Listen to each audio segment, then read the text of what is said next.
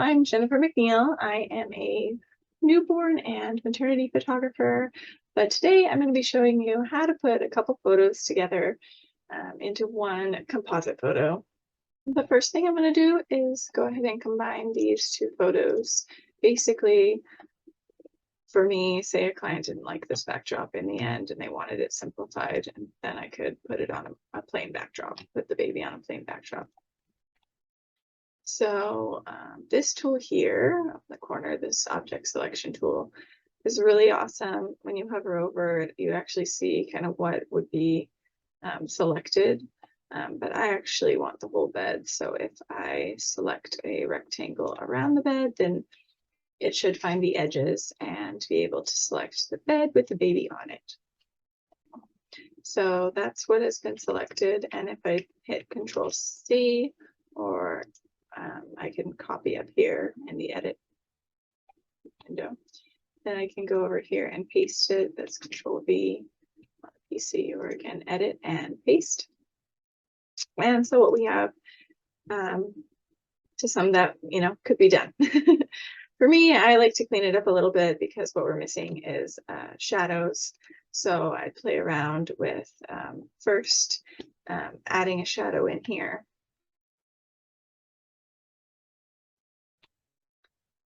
And making sure it goes the same way it did before.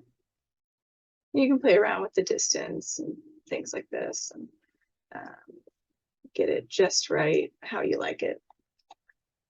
But for sake of demonstration, that's good. The other thing that's bothering me is obviously this backdrop, and it keeps highlighting pink because I have this tool selected, but there we go.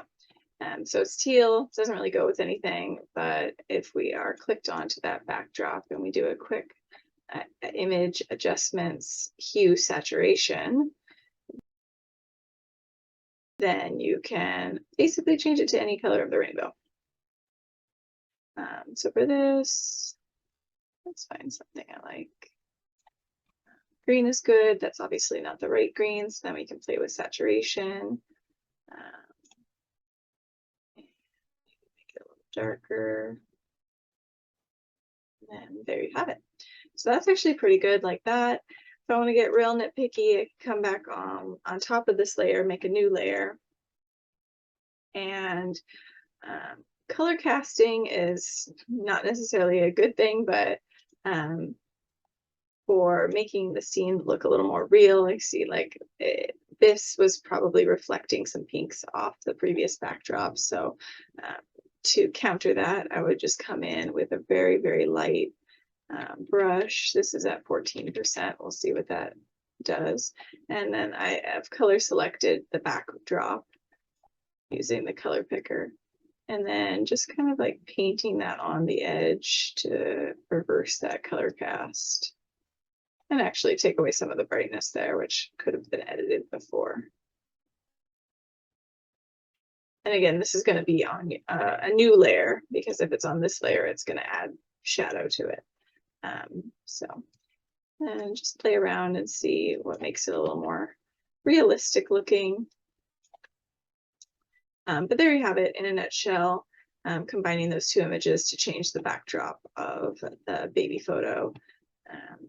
And I'll do a quick before and after. So we pasted that here. So that's what it looked like when you first just pasted, and then do some other things to it. And it definitely looks a little bit more natural. The next thing I'm going to do is combine these two photos. This is another simple trick. I love silhouette photos. Everybody loves silhouette photos at the beach. I've never actually done this before, but I just had this thought the other day of taking a studio silhouette photo and making it appear to be at the beach. So we'll see how this works. So I'm going to drag this photo in. And again, I'm just clicking anywhere in this and then dragging it to the tab that I want to put the picture in. There we go. I have to resize it. So that's Control T, and then just shift and drag to see where exactly I want to put that photo. Right in the middle works for me. And then all I have to do here, since it's on a pure white backdrop, is go back to my blending options and then blend this layer if white. That's the top option. And then you just keep going until you can see the white down here, but not so far that you lose a shoulder up here. So there's a fine line there where we have the shoulder. And the last thing I want to do is a true composite. We'll take that off and open another photo. Just a cute baby, because why not? Put her in here. Same thing, dragged it over. But for this, I'm going to actually just take that layer. We can get rid of the silhouette layer. We don't need that. So take that baby layer and just play with the opacity.